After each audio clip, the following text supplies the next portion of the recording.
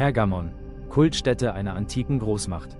Die Ruinen der antiken Metropole Pergamon, gelegen im heutigen Westen der Türkei nahe der Stadt Bergama, erstrecken sich über einen markanten, fast 330 Meter hohen Berg und das angrenzende Tal.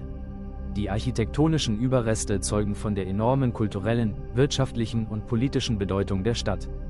Die städtebauliche Meisterleistung der damaligen Ingenieure bestand vor allem darin, eine funktionierende und repräsentative Großstadt in die extrem steile Topographie des Berges zu integrieren.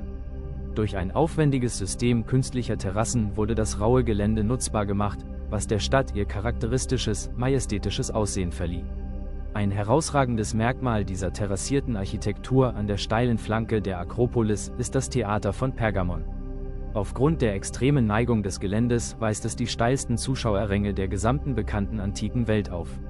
Um ein Abrutschen der gewaltigen Steinkonstruktion zu verhindern, wurde das Bauwerk tief in den natürlichen Fels hineingetrieben.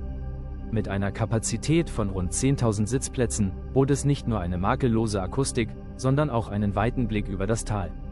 Unmittelbar oberhalb des Theaters residierte eine Institution, die Pergamon weltweite Berühmtheit einbrachte: die Bibliothek von Pergamon. Sie galt nach der Bibliothek von Alexandria als die zweitgrößte Literatursammlung der antiken Welt und umfasste Schätzungen zufolge bis zu 200.000 Schriftrollen. Diese kulturelle Vormachtstellung provozierte jedoch einen handfesten geopolitischen Konflikt. Historischen Überlieferungen zufolge verhängte die ägyptische Dynastie ein strenges Embargo für den Export von Papyrus. Ziel dieser Maßnahme war es, den weiteren Ausbau der pergamenischen Bibliothek zu sabotieren und die Vormachtstellung der eigenen Bibliothek in Alexandria zu sichern. Diese wirtschaftliche Blockade führte jedoch nicht zum Niedergang der Bibliothek, sondern trieb eine der wichtigsten Innovationen der Schriftgeschichte voran.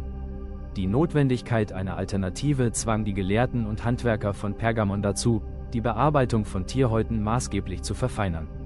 Das resultierende Schreibmaterial war widerstandsfähiger, glatter, beidseitig beschreibbar und wesentlich langlebiger als das brüchige Papyrus. Es ging unter dem Namen Pergament in die Geschichte ein und veränderte die Art und Weise, wie die Menschheit Wissen für die Nachwelt dokumentierte, fundamental. Im Talbereich unterhalb der Akropolis, inmitten des heutigen Stadtgebiets, dominieren die gigantischen Überreste der sogenannten Roten Basilika. Dieser massive, fast vollständig aus rotem Backstein errichtete Baukomplex stammt aus dem 2. Jahrhundert nach Christus und gehört zu den größten römischen Sakralbauten des östlichen Mittelmeerraums. Ursprünglich wurde die Anlage als monumentaler Tempel für ägyptische Gottheiten erbaut. Die Architektur des Tempels weist Besonderheiten auf, die komplexen und geheimnisvollen Ritualen dienten. Ein unterirdisches Kanalsystem leitete einen ganzen Fluss direkt unter dem Vorplatz hindurch. Innerhalb des Tempels standen gewaltige, hohle Kultstatuen, die es den Priestern ermöglichten, im Verborgenen hineinzuklettern und scheinbar mit dröhnender, göttlicher Stimme zu den Gläubigen zu sprechen. Ein weiteres Zentrum der antiken Stadt lag etwas außerhalb und war der Heilkunst gewidmet: das Asklepiain.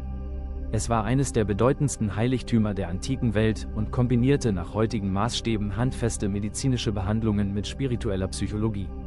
Die Therapien reichten von Schlammbädern, chirurgischen Eingriffen und strengen Diäten bis hin zur Einnahme von heiligem Quellwasser. Charakteristisch für diese Anlage ist der bis heute erhaltene unterirdische Tunnel. Patienten wurden durch diesen abgedunkelten, kühlen Gang zu den runden Behandlungsgebäuden geführt. Durch versteckte Öffnungen in der Decke sollen Priester den Vorbeischreitenden heilende Suggestionen zugeflüstert haben. Ein zentrales Element der Therapie war zudem der rituelle Tempelschlaf, die sogenannte Inkubation.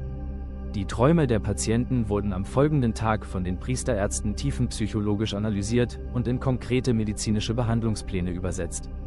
Die Ausdehnung, die technologische Raffinesse und die medizinischen Praktiken von Pergamon verdeutlichen den außergewöhnlich hohen Entwicklungsstand dieser antiken Zivilisation.